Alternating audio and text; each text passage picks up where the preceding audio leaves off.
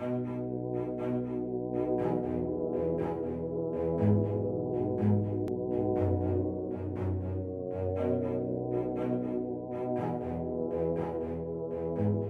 novela tiene como personaje central al Gaucho Cisneros, que fue un militar muy importante en el Perú. Le tocó ocupar cargos políticos en una época más bien crítica de la historia reciente de mi país.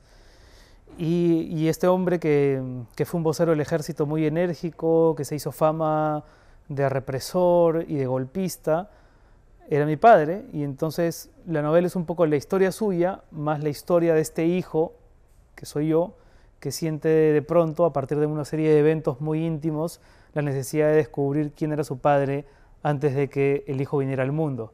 Entonces es una investigación sentimental que se convierte por momentos en una crónica política de los años convulsos y que termina hablando de la amistad entre el militar ya disminuido por la enfermedad y por la cercanía de la muerte y el hijo que se hace cada vez más grande y que empieza a tener una distancia crítica como para discernir quién fue su padre públicamente y que empieza a descubrir quién era su padre emocionalmente, ¿no? Es una novela sobre el padre que tiene una carga política y que creo que apela en el fondo al argumento universal de la relación caótica, tensa, áspera entre los hijos y los padres.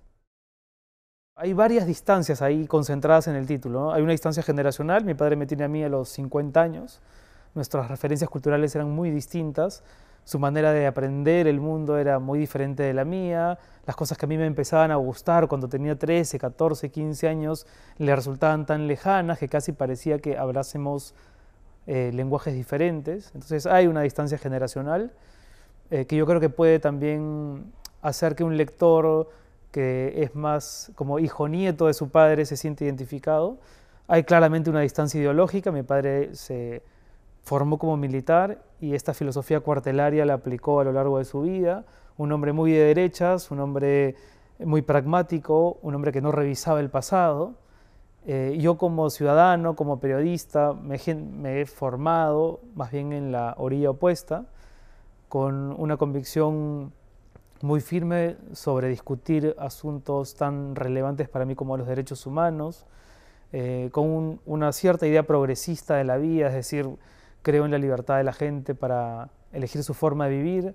Mi padre era un hombre muy normativo, muy de su época, además formado con los argentinos, estos argentinos que con los años se convirtieron en los rostros de la dictadura, ¿no? Sus compañeros de carpeta eran Videla, Viola, Galtieri, Macera.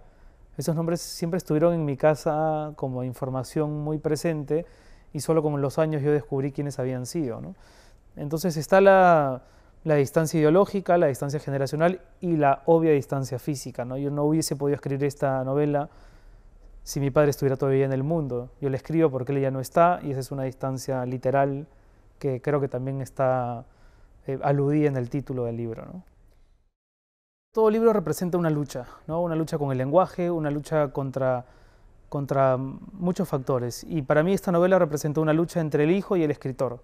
Las cosas que el hijo iba descubriendo, que le molestaban, que le afectaban, que el hijo juzgaba incómodas, tóxicas, amorales del padre, el escritor las recibía con mucho beneplácito, ¿no? Los escritores somos un poco caníbales de nuestra propia biografía, entonces fue una lucha constante entre lo que el hijo quería contar pero no se atrevía por una suerte de pudor y de no faltarle el respeto a su entorno y lo que el escritor quería contar.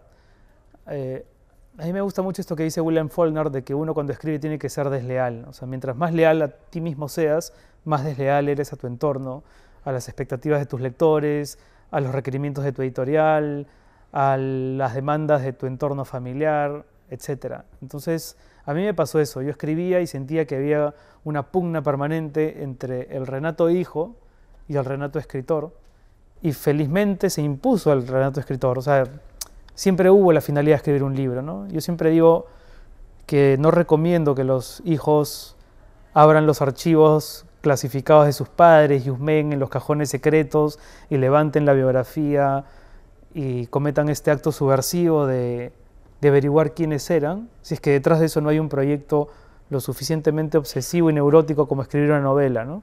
O creativo, ¿no? O artístico. Porque solo así es que se justifica este asunto, que en el fondo es un poco delirante, ¿no? Por ejemplo, yo cuando descubro que mi padre ocultó en mi casa a uno de los militares argentinos que escapaba de la justicia de su país, por supuesto que mi parte de hijo reprochaba ese acto, ¿no? Y le parecía inmoral y le parecía digno de crítica, pero al escritor ese acto le parecía fabuloso para condimentar una parte de la novela que está contada como está contada, ¿no? Entonces sí, todo libro representa una pugna y esta fue la pugna entre el hijo y el escritor, y felizmente el escritor estaba más armado de voluntad que el hijo.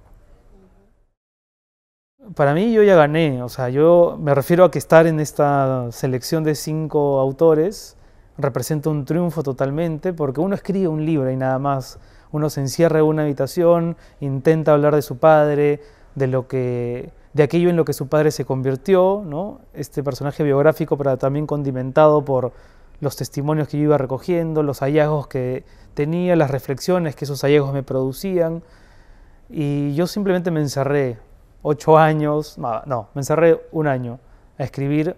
La investigación me duró 8 años, pero escribí un libro.